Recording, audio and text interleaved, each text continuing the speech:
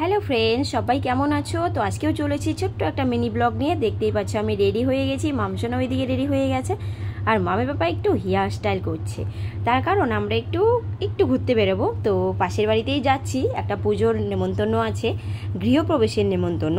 তো তার জন্য আমরা সকলে রেডি হয়ে গেছি, আর আমি হালকা মেকআপ করেছি, তার কারণ বাইরে প্রচণ্ড গরম। তো চলো এখন বেরিয়ে পড়ছি আমরা। তো এই যে আমি রাস্তায় বেরিয়ে পড়লাম, আর আমার পাশের বাড়ি আমার যা, তারপরে ভাস্তি আর কাকি শাশুড়ি সবাই মিলে একসঙ্গে যাচ্ছি, যেহেতু আমাদের পাশের গলিতেই পুজোটা হচ্ছে, মানে গৃহপ্রবেশ হচ্ছে। আর গৃহপ্রবেশ হচ্ছে আমার বান্ধবীর, কারণ আমার পাশের গলিতে আমার বান্ধবী চলে এসেছে, নতুন বাড়ি বানিয়েছে। তো চলো সবাই মিলে এখন হেঁটে হেঁটে চলে যাচ্ছি। এই তো চলে এলাম বাড়ির সামনে।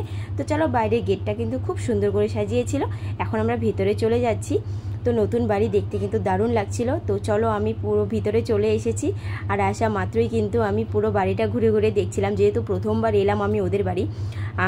তো এই দেখো চলে এসেছি প্রথমে ঠাকুর ঘরে, যেখানে পুজো হয়েছে। তো এই যে বান্ধবীর সঙ্গে একটু হাসি ঠাট্টা করে আমি কিন্তু পুজো ঘরে চলে এসেছি। তো ঠাকুরকে প্রণাম করে আর ঘরটা ভালো করে দেখছিলাম, আর তোমাদেরও দেখাচ্ছিলাম। তারপরে চলে এলাম বাকি ঘরগুলি দেখতে। তো দেখো আমি সবাইকে কিন্তু ফেলে রেখে একা একাই চলে যাচ্ছি পুরো ঘরগুলি দেখে, একটু হাওয়া খেয়ে নিচ্ছিলাম, কারণ প্রচণ্ড গরম।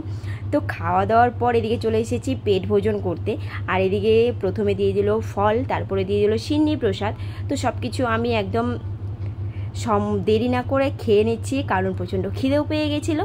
তো প্রথমে ফলগুলি খেয়ে নিয়েছি। তো এক এক করে সবগুলি খাবার খাবো, তোমাদের সঙ্গেও শেয়ার করব। আর মাম তো কিছুই খাচ্ছে না, মাম শুধু বসে আছে। তো এদিকে দেখো সিন্নি প্রসাদের সঙ্গে দিয়ে দিল খই, আর সঙ্গে ছিল লুচি, আর লুচির সঙ্গে কিন্তু আরও কিছু ছিল। তো চলো এক এক করে তোমাদের সব কিছু দেখিয়ে দিচ্ছি। তো এদিকে দিয়ে দিল ছোলার ডাল, তারপরে দিয়ে দিল এদিকে ফ্রাইড রাইস, আর এদিকে পায়েস।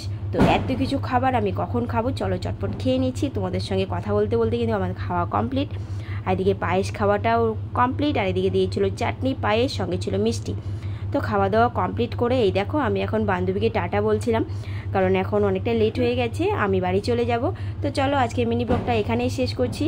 আর এদিকে মামকে কিন্তু আমি খোঁজাখুঁজি করছিলাম, কারণ মামকে খুঁজেই পাচ্ছিলাম না সারা বাড়ি জুড়ে। তো চলো আজকে বিদায় নিচ্ছি, নেক্সট ব্লগে দেখা হবে, টাটা।